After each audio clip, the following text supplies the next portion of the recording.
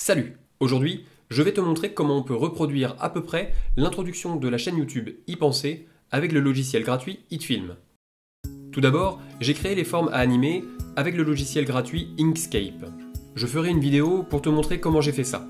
Ensuite, j'ai exporté les images en PNG et je les ai importées dans un nouveau projet HitFilm. Pour commencer, je vais créer les animations de chaque nuage. Je crée un composite shot que j'appelle animation 1. J'y glisse d'abord le nuage et le point bleu.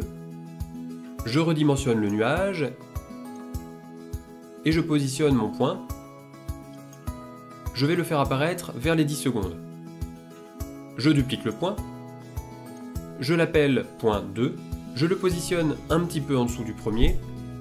Je réduis sa taille et je retarde un peu son apparition. Je duplique cette animation 2 fois et j'appelle les copies animation 2 et animation 3. Je reviens dans mon animation 1 et j'importe la roue crantée.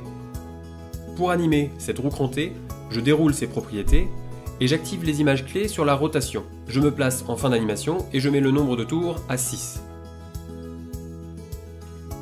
Je duplique le calque de la roue 2 fois et je positionne les copies côte à côte.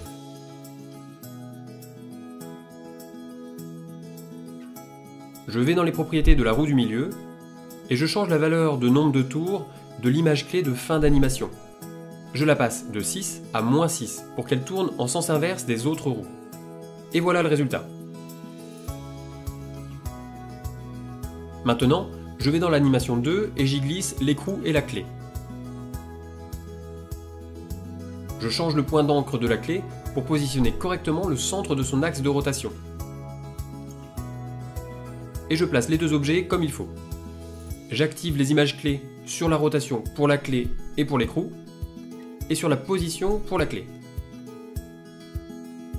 Et maintenant commence l'animation. Je fais une rotation de 30 degrés sur l'écrou et la clé. J'avance dans le temps. J'éloigne la clé de l'écrou. Je rajoute une image clé de rotation sans changer le paramètre. J'avance dans le temps. Je passe la rotation de la clé à moins 30 degrés et je la déplace.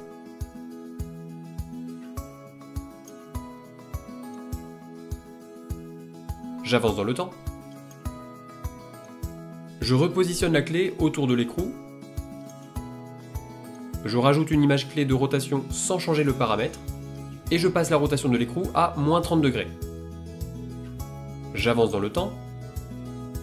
Je passe les rotations de l'écrou et de la clé à 30 degrés.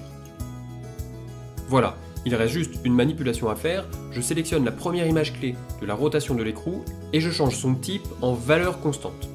Et voilà, il n'y a plus qu'à dupliquer les images clés. Je commence par la clé. Je sélectionne tous les points. J'appuie sur les touches CTRL plus C pour copier. Je me positionne sur le dernier point et je fais CTRL V pour coller. Et je répète ça. Je fais de même pour l'écrou, et voilà ce que ça donne.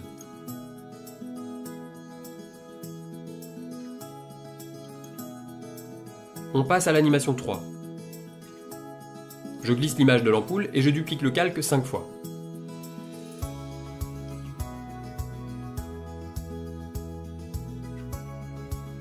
Je vais créer un masque sur chacun des calques pour faire apparaître les parties de l'ampoule une à une. Sur le premier calque, je garde uniquement la croix. Sur le deuxième calque, toute la partie du haut. Sur le troisième calque, je garde toute la partie du haut plus un des traits. Sur le quatrième calque, je garde tout sauf le dernier trait. Et sur le cinquième calque, je ne fais pas de masque. Je vais maintenant créer une animation pour l'apparition des calques en faisant des images clés sur leur opacité. Je commence par le premier calque. Au début de l'animation, je mets son opacité à 0, et 6 frames plus loin, je mets son opacité sur 100%. Je sélectionne ces images clés et je fais copier-coller pour les autres calques pour aller plus vite.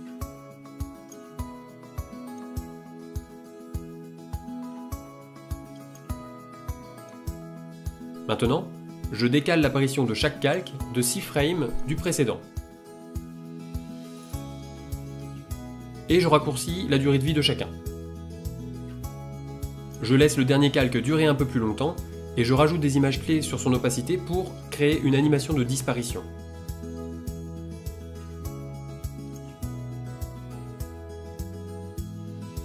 Et voilà, il n'y a plus qu'à dupliquer ces 5 calques tout au long de l'animation.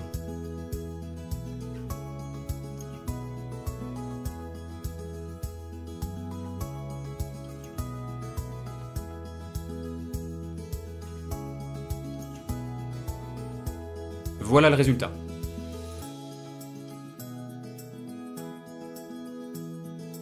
On a terminé avec l'animation des nuages, on peut passer à la deuxième étape, c'est-à-dire la 3D et l'animation de la caméra.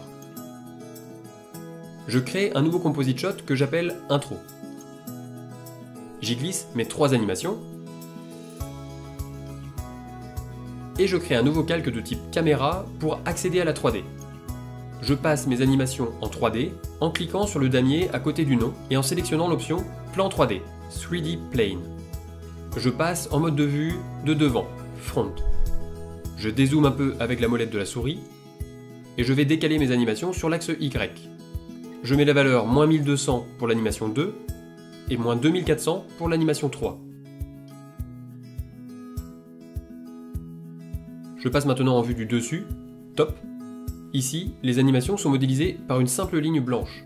Je change l'orientation des animations 2 et 3 selon l'axe Y, donc 90 degrés pour la 2 et 180 degrés pour la 3. Et je déplace un peu mes animations dans l'espace. Donc 1200 sur l'axe Z pour l'animation 1,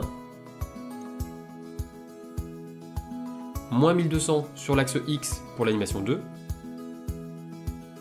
et moins 1200 sur l'axe Z pour l'animation 3. Voilà, comme ça, mes 3 animations sont placées correctement dans l'espace. Maintenant, je vais faire les déplacements de caméra. J'active les images clés sur la position et l'orientation de la caméra. J'avance dans le temps. Et je mets la position à 4500 sur l'axe Z pour que la caméra s'éloigne de l'animation 1. J'avance dans le temps et je positionne ma caméra devant l'animation 2. Donc orientation 90 degrés sur l'axe Y, position moins 3500 sur X, moins 1200 sur Y, et 0 sur Z. J'avance dans le temps et je mets la position à moins 4500 sur X pour faire l'éloignement.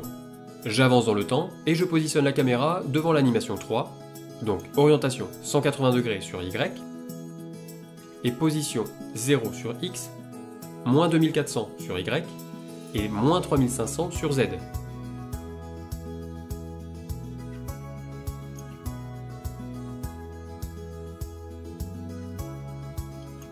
Il faut maintenant corriger un petit peu le chemin de la caméra. Il apparaît en petit pointillé. On veut qu'elle recule tout droit lorsqu'elle est face à une animation, et qu'elle fasse une courbe pour passer d'une animation à une autre.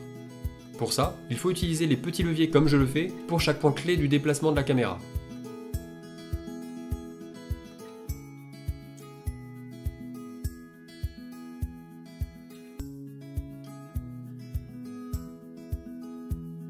Et il faudra aussi forcer quelques images clés de la rotation en constante.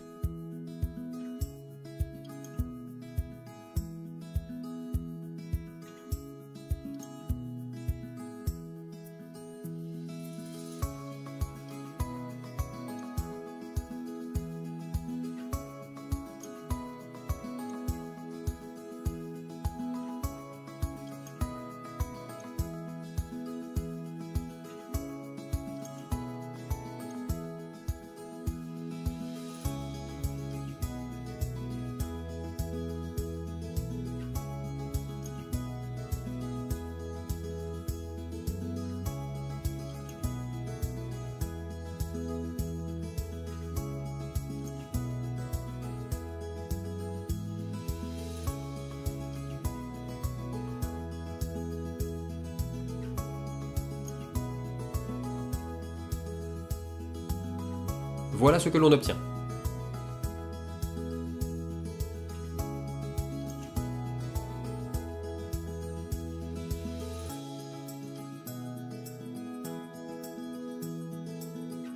Je vais maintenant ajuster le timing des animations pour améliorer le rendu, avec notamment les moments d'apparition des points qui doivent correspondre au début de déplacement de la caméra.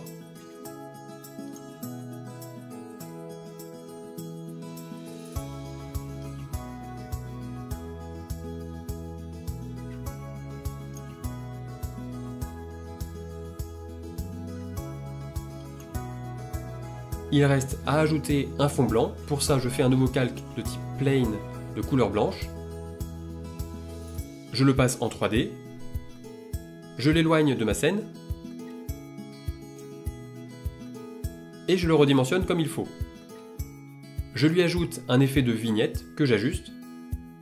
Et je lui donne comme calque parent le calque de la caméra. Comme ça, il va adopter exactement les mêmes mouvements et restera donc toujours face à la caméra.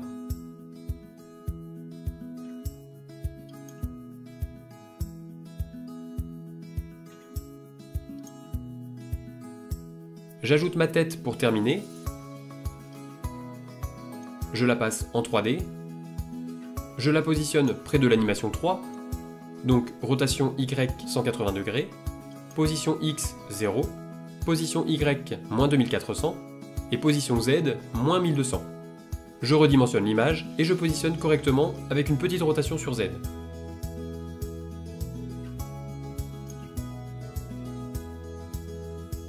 Pour terminer, je vais ajouter un dernier mouvement de caméra et faire disparaître le vignettage du fond en fin d'animation.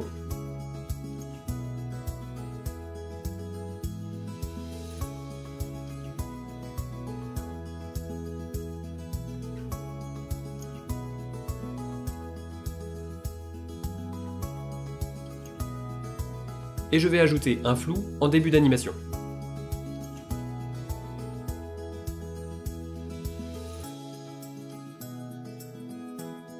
Et voilà le résultat final.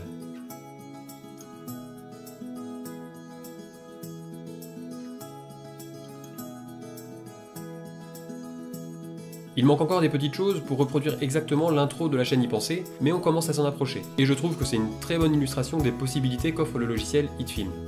J'espère que cette vidéo t'a plu, mets un pouce bleu et abonne-toi à la chaîne pour ne pas rater la suite.